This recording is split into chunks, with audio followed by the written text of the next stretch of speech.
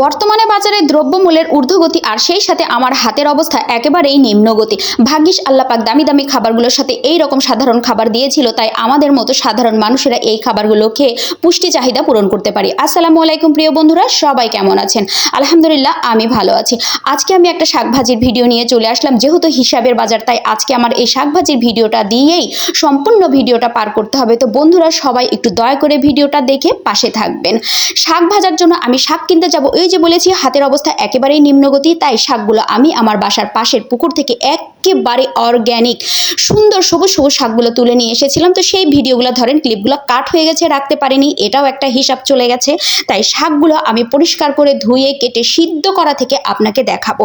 শাকভাজি দিয়ে ভাত খাচ্ছি তো ভাই, তাই রান্নার কাছে যেতে একটু দেরিই হচ্ছে, একটু আরাম করে খাই। আমি তো আর দামি দামি খাবার দিয়ে খাচ্ছি না, যেহেতু শাকভাজি দিয়ে খাচ্ছি তাই একটু রিল্যাক্সেই খেলাম।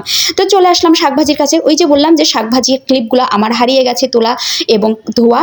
তো সিদ্ধ থেকে দেখলাম, তো শাকভাজি যেহেতু সিদ্ধ হয়ে গেছে, শাকভাজি খাবো সাথে শুকনা মরিচ হবে না? তা হবে না। শুকনা মরিচ কিন্তু ভাজতে গেলে অনেকে এত ধাক ছুটায় ভাই, হাত চাইতে ধাক নিয়ে নিঃশ্বাস বন্ধ হয়ে যাবে, কিন্তু আমি শুকনো মরিচ ভাজবো, জান ভরে শুধু ঘ্রাণ নিঃশ্বাস নিতে ইচ্ছে করবে, কোনো হাচ্ছি হুচ্ছু থাকবে না। এই তো শুকনো মরিচগুলো আবার নিচে পড়ে গেছিলো, আমি একটা একটা করে তুলে দিলাম। আরে রান্না করতে গেলে একটু এটা ওদিক পড়তেই পারে, এইটা কোনো ব্যাপার না। যারা কাজ করে না তারা আসলে বলবে কেন পড়লো। আরে কোনোদিন কাজ করে খেয়েছিস? এক গ্লাস পানিও তো ঢেলে খাসনি, বুঝবি কি করে? যাই হোক, আমি রসুন ছেঁচে নিয়েছিলাম, আর আমার কাঁচামরিচ নাই তো কি হয়েছে ভাই, শাক ভাজি করবো, শুকনো মরিচ দিয়েই ফোড়ন দিলাম। গরিব মানুষ একটু হিসাব নিকাশ করেই চলতে হয়।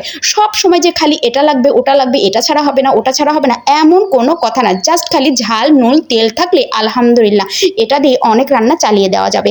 এই তো আমার বাসাতে আবার 3-4 টুকরা মুরগির গোশত ছিল, এটা আবার কেউ খাবে না, বাসি হয়েছে, খেলে আমাকেই খেতে হবে। বলেন এবেলা বাসি খাবো ওবেলা বাসি খাবো, তো টাটকা কখন খাবো? নে বাসি খাবো, সবাইকে নিয়েই খাবো। তাই মুরগির টুকরাগুলো আমি একেবারে শাকের সাথে মিশিয়ে দিয়েছি। খেলে তোরা খাবি, না খেলে আমি খাবো। গরম গরম ঝোল তো মিশে গেছে, নে তোরাও বাসি খা।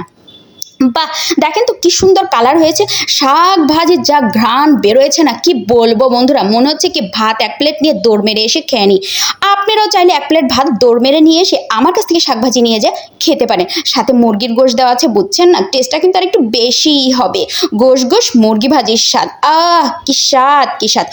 শাকটা যেহেতু ভাজা হয়ে গেল, এখন নামিয়ে ফেললাম। কালারটা জাস্ট দেখেন। শাক ভাজি করার পর শাক ভাজিটা কিন্তু একটু ফাঁকা করে দিতে হবে। গরমটা যদি চাপা পড়ে যায়, শাক ভাজির কালারটাও কিন্তু চেঞ্জ হয়ে যাবে।